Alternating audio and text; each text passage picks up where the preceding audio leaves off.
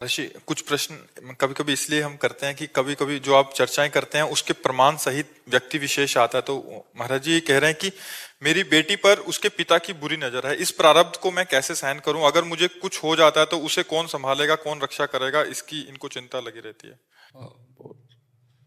अभी बड़ा विचारणीय विषय है। जब रक्षक ही भक्षक दृष्टि में हो जाए तब तो बहुत विचारणीय विषय, मतलब ये तो बहुत विचारणीय विषय है कि पिता ही अपनी पुत्री पर यदि गलत दृष्टि करे तो फिर किसकी शरण में जाएगी वो? वही रक्षक है और वही भक्षक। ये कलयुग में ज्यादा ऐसा होगा, बहुत मलिनता। इसी से बचने के लिए तो भगवान नाम जप है, भगवान का नाम जप करो और आप चिंता मत करो। जब भगवान के सहारे दे दोगे तो भगवान रक्षा कर लेंगे, भगवान के सहारे दे दोगे तो भगवान रक्षा कर लेंगे। मतलब ये बहुत ही सोचनीय विषय है कि कैसा वो राक्षस पिता है जो अपनी पुत्री की तरफ गंदी दृष्टि रखता है। मतलब बहुत पवित्र रिश्ते हैं हमारे, जिसको सोच के भी। रिश्ते क्या, हमारा अंश है भाई। पिता का मतलब होता है हमारा अंश है, हमारी बच्ची। हम कैसे ऐसे ऐसे कैसे? ये तो घोर नरक का कार्य है। क्योंकि 1-2 महीने में 4-5 ऐसे प्रश्न बहुत सारे ऐसे आते रहते हैं। जो राक्षस प्रवृत्ति के हैं ना, जिन्होंने भजन नहीं किया, धर्म का भय नहीं, भगवान का भय नहीं, तो ऐसे राक्षसों के लिए कानून बना है। हमें लगता है कि अगर कुछ ऐसे क्रियाएं देखे तो कानून का सपोर्ट करके ऐसे राक्षसों को जेल में होना चाहिए, घर में नहीं होना चाहिए। अगर ऐसे ममता करोगे अपने पति के प्रति तो फिर ठीक नहीं रहेगा। पति अगर राक्षस है तो उसको राक्षसों की जगह जेल में है। बिगड़ेल खोपड़ी वाले सब जेल में है, तो ऐसों को तो जेल में भर्ती कर देना चाहिए जो ऐसे आचरण करने वाले। अलग हो गई हूँ उनसे, अलग रहती हूँ। अच्छा, ताकि ये सुरक्षित रहे। जी जी, तो बहुत अच्छी बात है। फिर तो चिंता न करो, भगवान है ना, सबके सहाय होंगे, भगवान सबके रक्षक है, तुम चिंता। पर ये बड़ा आश्चर्य का विषय है। मतलब कैसा हृदय होगा जो ऐसा सोच सकता है? मतलब ऐसा तो सुन के मतलब हृदय कांपता है कि ऐसा कैसे, इतना बड़ा भयानक पाप कैसे वो कर सकता है। पर जब बुद्धि भ्रष्ट हो जाती है तो कुछ भी कर सकता है आदमी। जी महाराज जी, आपके चरणों में कोटि कोटि प्रणाम। प्रभु जी, मेरे चाचा जी का शरीर पूर्ण हुए 2 वर्ष हो गए हैं। उनके जाने के बाद शेष परिवार का दायित्व, आर्थिक भरण पोषण एवं स्नेह प्रभु जी मेरे माध्यम से पूर्ण करा रहे हैं, परंतु मेरे परिवार एवं पत्नी इसका विरोध करते हैं। महाराज जी, मैं मेरे लिए शास्त्रोचित क्या? नहीं, आपको सहयोग करना चाहिए।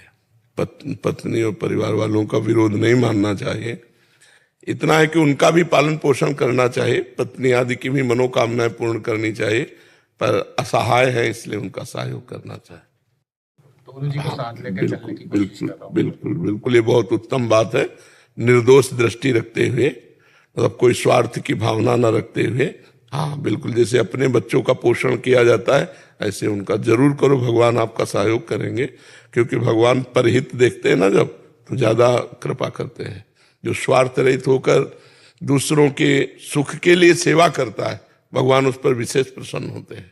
जी, एकांश वर्मा जी, लखनऊ से। राधे राधे। राधे राधे महाराज जी।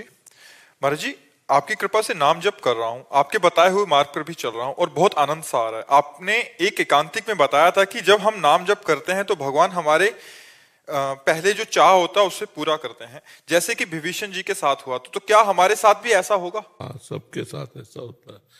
जो छुपी हुई वासना होती है, जब तक वो नष्ट नहीं होगी तब तक परम पद नहीं मिलेगा। तो या तो ज्ञान के द्वारा नष्ट कर दें और या भोगवा के नष्ट कर दें।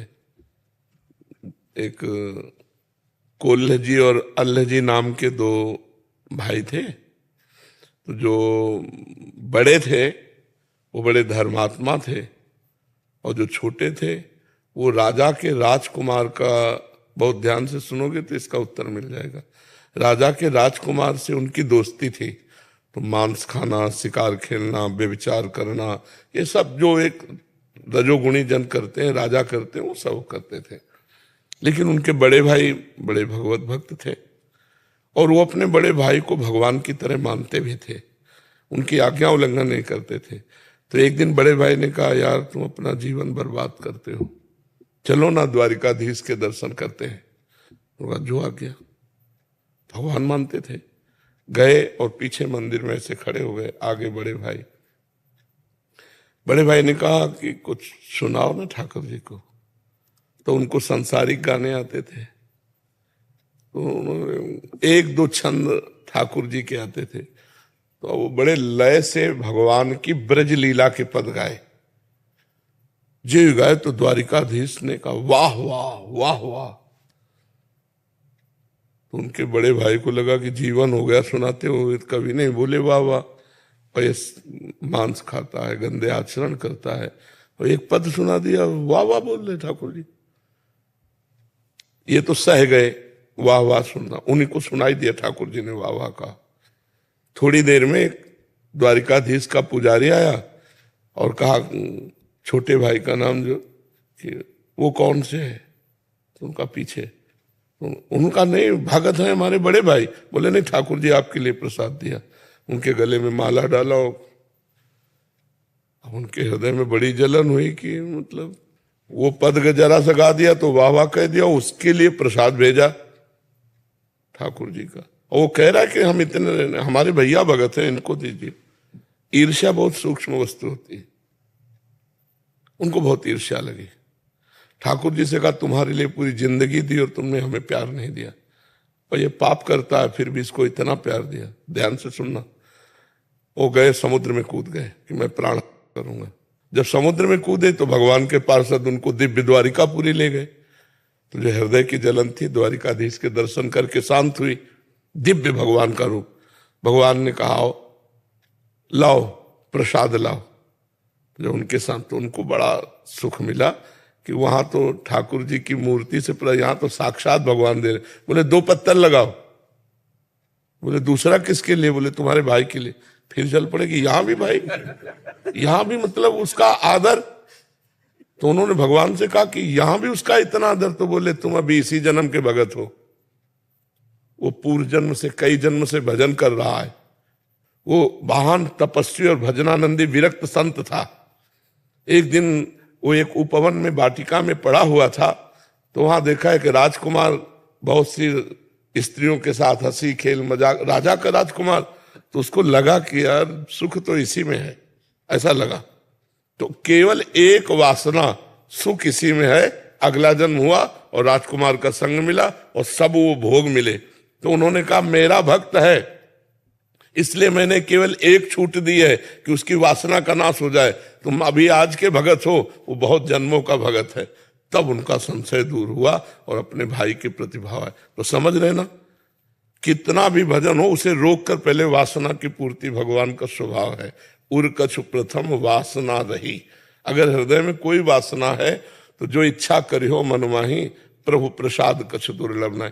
भगवत प्राप्ति होने के पहले आपके हृदय को एकदम क्लीन किया जाएगा। अब वो ज्ञान के द्वारा वासना हटाई जाती है या भोग के द्वारा, ये भगवान देखेंगे। डॉक्टर है, ऑपरेशन करना पड़ेगा कि इंजेक्शन से दवा देना पड़ेगा फोड़ा को, ये तो वो डॉक्टर जानता है कि आपकी वासना को पूर्ति करेंगे या नष्ट कर देंगे। दोनों बातें हो सकती है ना, कि वासना को जड़ से ज्ञान के द्वारा नष्ट कर देना कि अब मुझे नहीं चाहिए। लेकिन भगवान के साक्षात्कार के पहले ये लीला होगी, जो अंदर वासना है उसकी पूर्ति होगी।